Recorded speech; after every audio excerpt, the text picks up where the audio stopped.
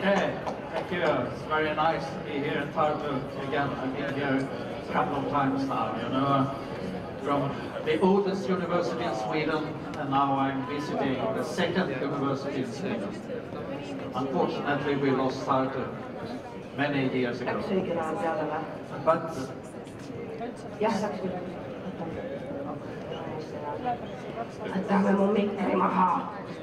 someone else is talking here as well. Okay, I should be the moderator of this session, and it's my privilege to introduce the panel. All of them have a lot of experience from working with trying to make business out of science or to promote the commercialization of science. And we have a little bit different perspectives, so I look forward to have a fruitful discussion. First of all, Benjamin Miles from Bristol. You have been the CEO for more than 10 years of less than that, but you have worked for more than 10 years with the support to create spin-offs from the Bristol University and University of East England. And we have Luke Robinson, also from UK. You are now more on the venture side, trying to actually pick researchers and ideas and help them to commercialize it. You are a director in Post-Urban Ventures UK. And then we have Erik Puura from University of Tartu, Vice-rector of Development. You have been interested in these questions for at least 10 years. 20 years. And we have, last but not least, Mikko, Pohjola, a colleague from Turku University in Finland. You are a collaboration manager there. So that is the panel. And I will also be interested to hear some questions from you, but I have prepared some questions which we should discuss during this session. So if I can get the next slide. These are some of the questions. We will see how many of them that we have time to. It depends on how the conversation is going. Let us start with that each of you give a small pitch or a small introduction of what you're doing and where you come from. Perhaps you, Benjamin, should start. Sure, yeah. You have prepared some slides, so can we get your slides up? There's no more slides. I can just talk. No slides? No slides, okay. Okay, no slides available. My length of experience is slightly shorter than 10 years. I left my PhD about 2.5 years ago. I did it in optical physics in the University of Bristol. I got lucky and joined the only science startup that was in the city, a company called Xylo, which was trying to commercialize a synthetic lectin, which essentially is a little protein that can bind very strongly to glucose in the hopes of creating a new treatment for diabetes or a cure for diabetes. We sat within the University of Bristol for a couple of years, and we were using research space which wasn't always intended for commercial space, and we were paying the price for that. We were paying on average about £30,000 just to access a single fume hood, and we said, oh my god, we're going to die as a company because we will immediately go out of business, we can't afford to pay ourselves. We looked around the city of Bristol and said there must be a space for a science company to move out of the university and straight into that has wet lab facilities. Turns out there's not. Everyone that had come before us had moved to Oxford or Cambridge or London or over to Silicon Valley, so we were training up the best and brightest. They were coming up with great ideas, they were actually starting companies, and then we were saying, get out of Bristol, we don't want you. We thought that was a reasonably bad approach, so we went out and raised about £3 million. We learned how to build science buildings, which is not too difficult. And after 18 months, we had an incubation facility. We opened it up, we moved our company Xylo into it, and we were like, hey, we've got all of the necessary pieces for an innovation ecosystem. except the companies. So let's start building companies. And then we started a company called Spin Up Science, which is the company that I run. And then we got very lucky that Silo had a reasonably big exit and sold to a company called Novo Nordisk, who's one of the biggest insulin producers in the world. And we used some of that to fund and encourage academic startups. So 2 years ago we had one science company in Bristol. I think now we have 35. So I think we've slowly started to come up with a model that actually works, and it really relies on not making the academic do the work, not making the university do the work, instead placing PhD students in a position where they can take great ideas and have the skill sets to turn them into companies, because that's both the cheapest model, and it means that you use your PhD students for something, because at the moment we have a problem in the UK where if you're a PhD student, there's a 53% likelihood that within 1 year of you finishing your science PhD, you go off and become a banker, and that's really boring. So we're trying to look for more interesting opportunities, and there aren't any science companies out there at the moment, so we need to start creating them. That's what we've been doing. Thank you. And moving on to, I think that, are you based closely to London, or how is? So we're a little bit distributed, and we would love to do something in Estonia as well. I spent a lot of time yesterday actually at the university as well. Basically so I'm originally an academic, did a PhD in quantum computing at Cambridge, did a postdoc in machine learning at Oxford, did the city for a while in mathematical modelling of markets, but then thought what I really care about is really directionality of technology, as a bit of a futurist around technology, and building how to build businesses, that are deep tech businesses. So I collected together a few other friends of mine that have been entrepreneurs in deep tech, and ones that can communicate better than me.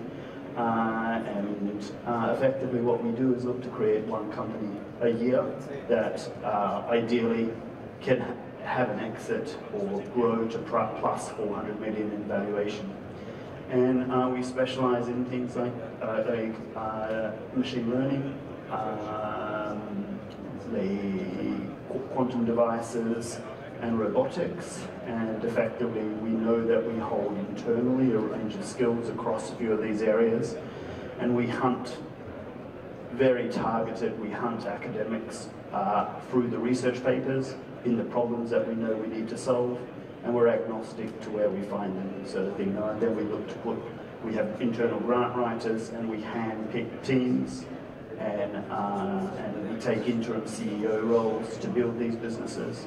But yeah, since we've been doing this for the last 2.5, 3 years, one of our companies won the 1 million Microsoft AI prize for the other year for the best company in Europe in AI.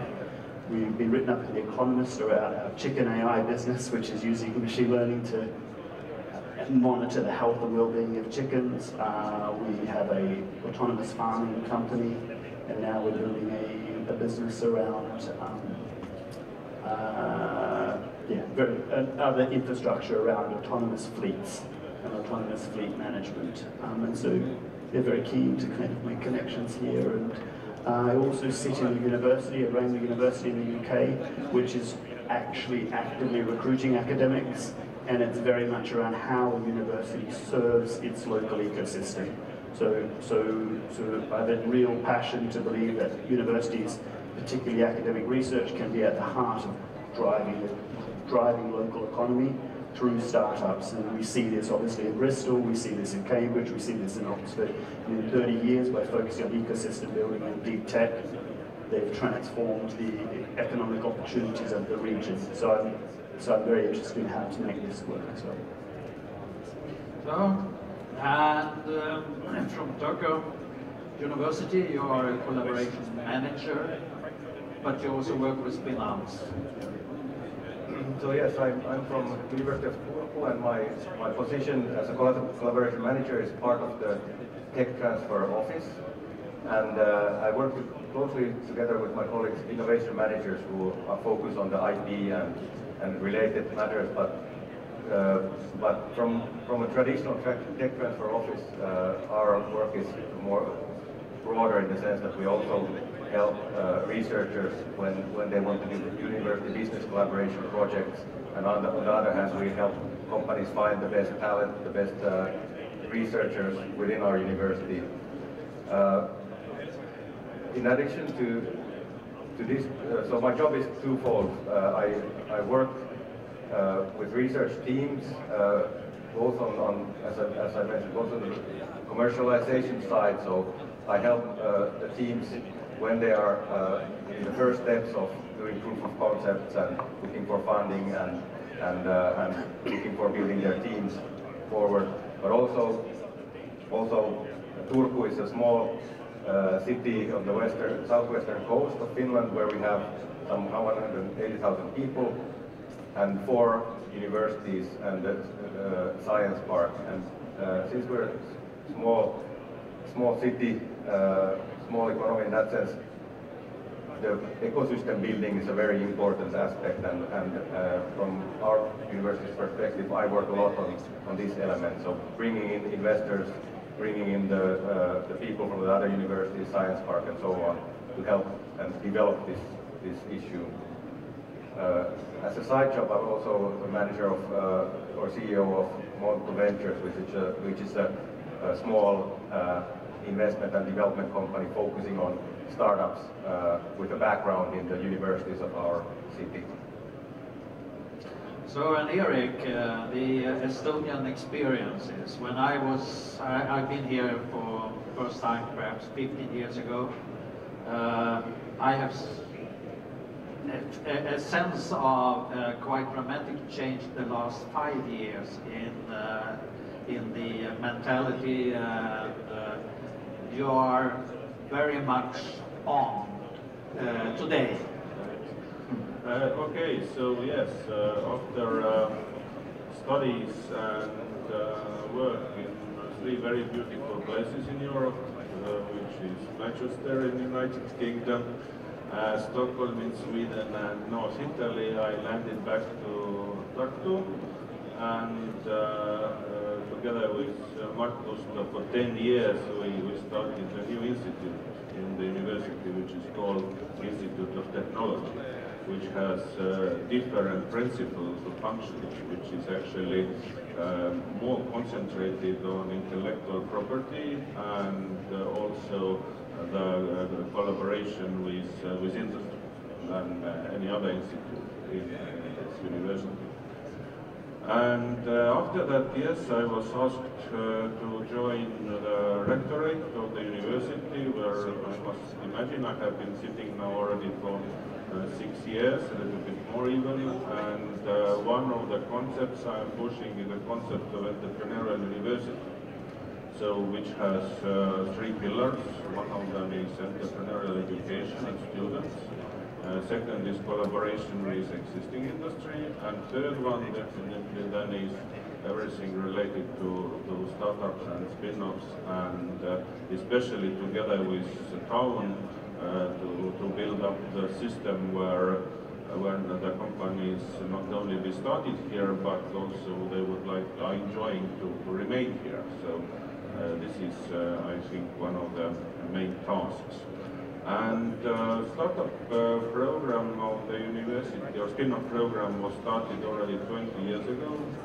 At the moment we have something like 60 spin-offs, doing some of them better, some not so good, but still.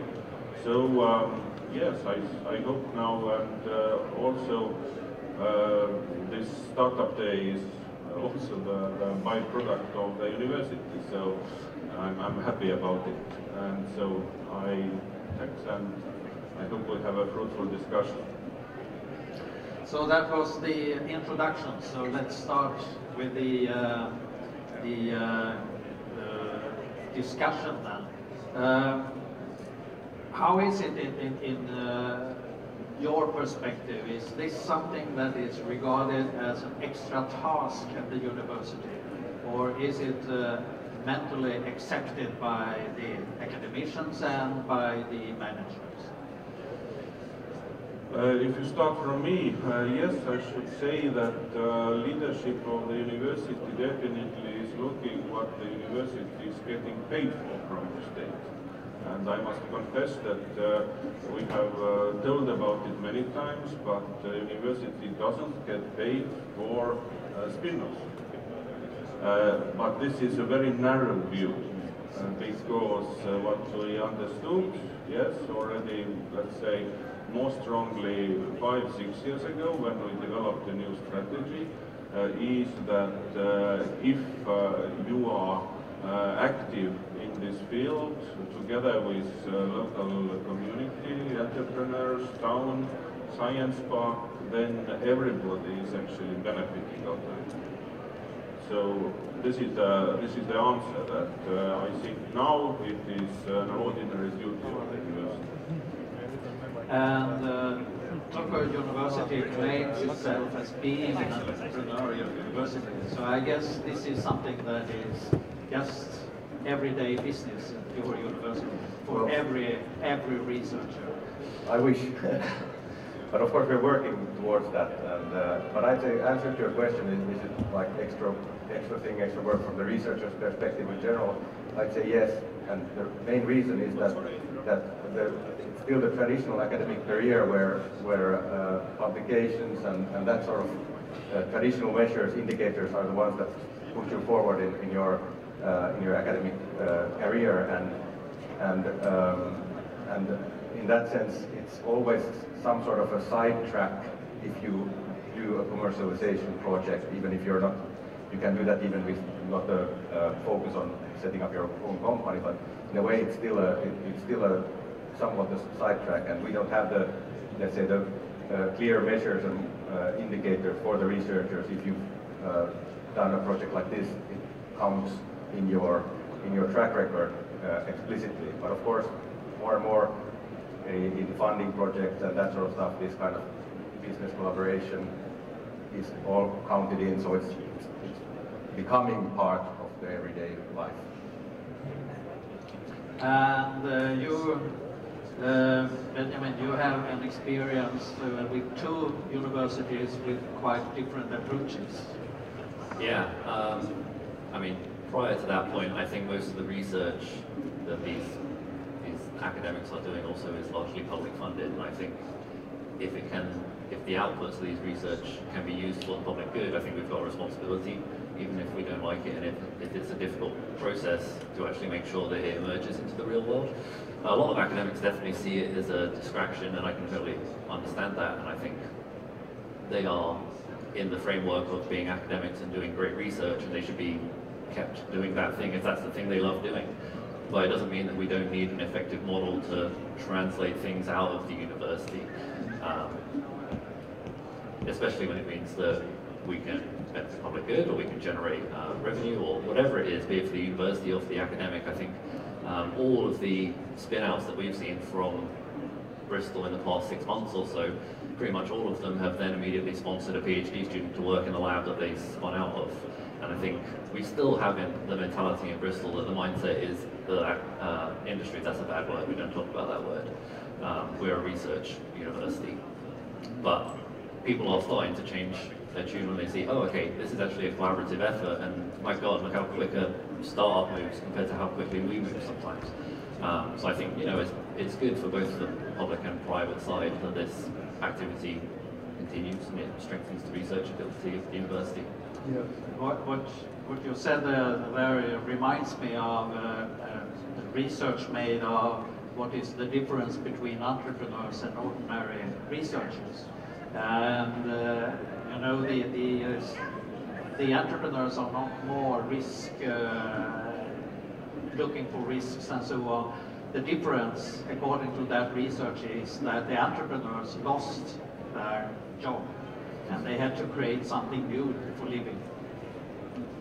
Yeah. So one thing, like I've been trying to think, or like I know for me with what we do, I believe we could create a lot more businesses per year if we could access funding to put PhD students and postdocs partnered with a particular professor that we find interesting. So we spend a lot of time trying to think, is that professor got open to flexible ideas? But we know if we could go to the professor and say, actually, we can access this government funding to give you some speculative postdocs or PhD students to explore this idea in collaboration with you. And often we would like to put those PhDs and postdocs between two silos in academia. So we see a lot of academics don't talk to each other and they have their little kingdoms, and we see huge opportunity often by bridging these areas. And if we had the power to be able to access government funding to say, to offer them the postdoc or PhD student, they know they get papers out of it, and we will stitch together those silos. And I believe that there's a lot of intellectual property that can come out of that if you have the right futurist sort of mindset people who can see those opportunities.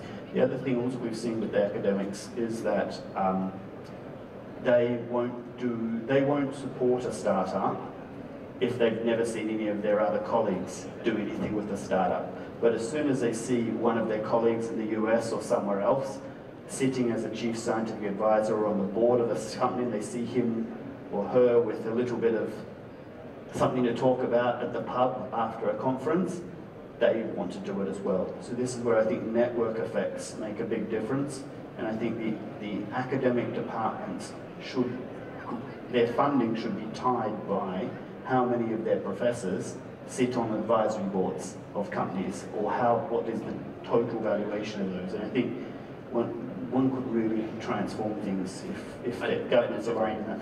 You disagree, yeah? I disagree. Yes, and that is my experience from Uppsala University as well. We have been quite lucky to have very prominent academic researchers who have also been able to commercialize their results. So they have been like heroes for their, and they have promoted several of their PhD students to look at the commercial possibilities of the results.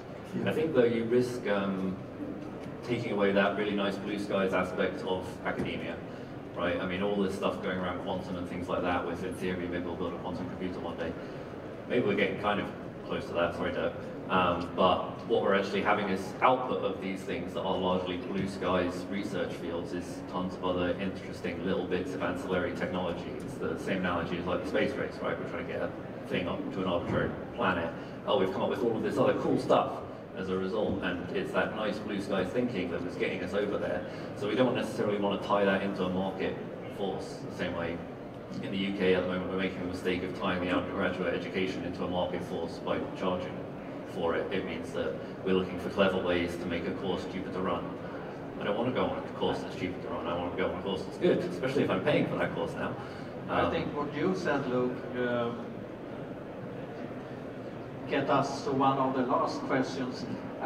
Is it okay from a point of conflict of interest and so on that the professors have like a hybrid model where they are board directors or they are engaged in spin-offs and they still are professors at the university? So how do you look at that? I think the professor is not a good person to be the CTO in a business. But a professor spending a sabbatical or a small period of time or just sitting on one meeting a week, this can create huge benefit, and also then you drive your strategic direction for the business by funding PhDs further research on this. So I'm not like, I actually believe futurists or people who think around the future of what the world might look like, they're often in a position to stitch together certain things that the siloed nature of being an academic, having to build your specialism, the nature of having to publish, often means you just don't have that time to be able to look at the intersection between machine learning and chemistry, or to look at a bunch of intersections. And I think breaking down those silos can actually work with. And investors will fund these blue sky businesses now, I think. Sorry. Okay, the university has three roles: education, science, and serving the society. Now the question is what you put in the top of the pyramid. So anyway, I put the education in the top of the pyramid. The primary role of the university is to educate, and not only educate, but to develop young people to grow their skills. So, and then this education is research-based, of course. This is needed because then it is in the top of the world also. And secondly, if an academician is able to the benefits it is getting from the experience, from the spin-offs and being on the board, to give this also to the students so they get a better look to the world, how this is functioning, then I think this is very positive. And this is why I don't think there is a general rule that you could say that and the conflict of interest, I think for me, I feel it's more a little bit like artificial. There are always methods how to make agreements and then avoid it if this is well made. Yeah, I agree with Erik very much that the possible negative effects of conflict of interest in the current situation are so small compared to the possible positive effects of having academicians more taking part in the business. Yeah, so the focus should be now developing the links and contacts business and being part of like scientific officers or scientific advisors in the companies, in startups, is where you should go. And then again, these issues of conflict of interest, they are like in everyday world, and they exist, and there are rules, and people are smart, and like in every case is like conflict of interest, like in every cases of corruption, they are the result of if there's lack of money and lack of issues. So I'd be more worried about the fact that in Finland, when government is cutting down the expenses or cutting down the budget of universities, the staff has to find new ways of funding themselves, and then there might be these issues. Okay, conflict of interest, not the issue of commercializing research. I think we have to be careful though, because I mean, we just spent the last couple of minutes saying academics don't necessarily have a big business background, and when one step of the commercialization process is turn up to the tech transfer office and negotiate on behalf of your future company, which doesn't exist yet, how much equity will be taken by the university. You go into that meeting thinking, oh, these guys work at my university, I work at my university, these guys are on my side. And actually, it's not necessarily the case, depending on what the academic system is. Bristol used to have a policy which is, oh, you want to start a company? Great, we'll take 66% of that company. And then an investor will look at you and say, oh, cool, I don't even need to invest. You've already proved that you don't understand how business works and that you don't know how to negotiate. So all of the businesses just immediately folded. It was very efficient. We've stopped doing that, but now we've come up with an arbitrary rule of, okay, what seems more reasonable is maybe we take 15% if we don't really help very much, or maybe we take 30% if we help a little bit, or maybe we take 45%. But nowhere in between. And if you think about what those percentages are, I mean, if you look at it in the case of the Xylo exit, there's £100 million worth of equity difference in those different jumps of 15%. And that was potentially a decision that was made 4 years ago without really any understanding of whether this thing would be viable or not. More like, oh, we were paid 5k for your patent filing, so that's probably an extra 15%, please. So I think keeping that in mind is really important, especially when we're saying like academics have not necessarily been exposed to the business world yet. We need to make sure that we train them up so that they can have those conversations in an informed manner, rather than just being handed a piece of paper that they then say, okay, this is the spin-out policy. Because all policies are just made up things that are written on pieces of paper that people then arbitrarily sign, and that's how it becomes the way people do these things. My preferred approach would be do what works for the individual company and what makes sense within what it needs in terms of funding and how much support the university will give it. Can I maybe I have a too strong view on this, but we've had some good interactions with the tech transfer office in UCL, but in general, we never use tech transfer offices because they're too slow, and often we know that an investor is interested, we know that there is a potential pilot maybe of the technology somewhere down the track with the commercial, and it's totally dependent on the personality of the academic, like whether we feel that they're collaborative, whether we feel that they have the right energy. So we kind of see that what is needed is to free up the academics to do what they want, and gradually they will make mistakes, but iteratively and by shared experience, there will be a learning process. But I really believe trying to create a bottleneck that is your tech transfer office is the problem. And I think the second thing that I think is almost a sin is that these tech transfer offices will go and license the IP to a foreign company. And I think there is a unique opportunity to create public good by saying to the university, we don't license IP out. We first focus on trying to build local businesses, stitch together a local ecosystem like what you see in Cambridge, Oxford, Bristol. Like there should be an army of startups here in Tartu around the physics and material science department. You have some of the best in the world equipment and technology here, and it would be just really nice if the postdocs and PhD students could stay in this ecosystem, flow between that, and it will become a virtuous network. And I really what you're saying is has been shown in science research articles from the United States that a majority of the TTO offices in the United States by the investors and by industry are regarded as bottlenecks instead of promoters. And this is something that we working in technology transfer offices must be aware of and make sure that we should actually be facilitators. And maybe I have been having a little bit special situation then, because in Sweden the researchers own all results and the university cannot make any demands of how it is used and how it is commercialized. I love this. So if they want to work with me, I have to show them that I add value to their process. Imperial messed this up, in my view, earlier on, and they did a deal with the devil in a way where they said, this venture outfit will now own everything from the university.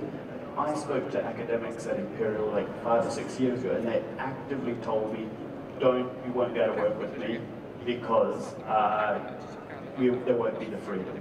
And a few other universities in the UK did freed up their academics, and now Imperial is reversed on this. And I think, I really believe that naturally giving autonomy at the individual edge is where the value is created, not centralizing the innovation. I think so much of it also is about trusting your academic population. They're some of the sort of best and brightest coming up with great research if they've mastered quantum or synthetic biology or something, chemistry, or they can do a bit of business. It's much easier to teach it that way around than it is to teach someone that's done a bit of business enough to start a quantum company off some new insight that they've gained. I think fundamentally what it comes down to is that tech transfer is really hard because you need people that are experts in all of these different fields, which means that you must have an absolutely massive team, and they're probably composed of all of your academics. And also these people need to be good at starting companies, and if they are masters of all these different sciences and they're really good at starting companies, they're probably an entrepreneur and now they're doing it themselves.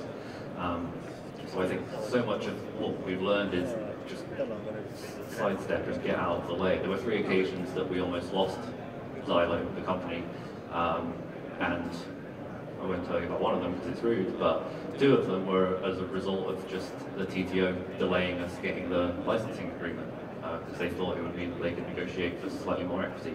And we were like, we have £42 in the bank account. We need to pay people tomorrow. Stop fighting us. We're supposed to be on the same team. Mikko, I have you are one of those TTO officers. I'm not saying that you are a bottleneck. I know that you are a facilitator. I always call myself a bureaucrat, and it's fun after being a researcher and a startup entrepreneur. But the Finnish experience, okay, I have quite short experience, but we had the law changed some 10 years ago that now the university has the right to take the IP, take the information. They don't have to, but they have the right in many cases. And actually this has, together with the change of attitude and the government funding, this has actually increased the amount of spin-outs and that sort of stuff. Because one thing is that now we can invest our time to these putting out the inventions since university owned them. Previously, since we didn't own them, we couldn't, as a public organization, we couldn't subsidize private companies. So now we have quite good Business Finland funding agency for technology and innovation, and a quite good tool where they can fund like a proof of concept project for the research team or commercialization projects from 1 to 2 years. And we work with the team closely and bring in outside experts and bring in people and networks hoping to be part of the actual spin-out team like companies. So in my view, and the modern nowadays tech transfer office is a service function for the researcher, not a seller of IT. This is what I think. Yeah, I really in a way, although we're not a tech transfer office, we probably, one could see what Post Open Ventures does, is we hunt the academic because we see an opportunity, and then our competition in a way when we create companies is that we will take the PhDs or the postdocs, but then we'll put business people into the business. We'll put an interim CTO, or we'll be the interim CTO or whatever, but it is that collaborative approach, and it is totally dependent on the negotiation with the individuals involved, sort of thing, to say, hey, what would work for you? What do you want? What's your vision for the future? What do you care about? Can we give you a PhD student? Yeah, but we would like to be able to see that there obviously is good value going at the university level, but the first point that we care about is, can we collaborate with this professor? Do they want to do this? Sort of thing. Time is running out. We have just discussed 2 or 3 of the questions, but a last one that we could have an opinion about is, when I started this job 20 years ago, I was looking forward to see what kind of reactions it would create when we got the first euro millionaire out of commercialization. Now, we have also actually one professor who had become a euro 100 millionaire, and it has created very little sensations inside, as long as I have seen. But have you come in contact with tensions because of commercializations between individuals or in between institutions? I think there are many levels. So the thing to start perhaps is every institute itself, because then I have been a director of the institute, and I really see that somebody in the institute is not very happy because the other researcher is not too good in entrepreneurship, but for example using the premises or using the infrastructure of a company. This means that the rules have to be in place, but the rules also within the institute, so everybody can understand what the opportunities are. And on the university level, it's mainly a little bit paranoid because of the laws. Still, the question of the conflict of interest, because recently we had a seminar where I got to know that, for example, I have no right to sign the contract with Swedbank when I have a personal loan in that bank. So I was thinking, what? And then it is really some kind of law that this is written. So I should publish on the university's webpage that I have my personal loan in that bank, and then I'm allowed to sign the contract. So this is like people sometimes are a little bit paranoid about it, what is allowed. But I think that the common sense has to win. So You cannot just have on the both sides at the same time when negotiating something or whatever. So I think transparency is very important in these issues. And in our university, once a year, every researcher has to report what outside interests they have. So just so it's transparent. Okay, I think we have run out of time. Yes. Totally now, so I have to stop here. We have a lot to discuss. We will be able to go on all Friday night or Saturday, but we have to stop here. Okay, thank you very much for coming here. Thank you.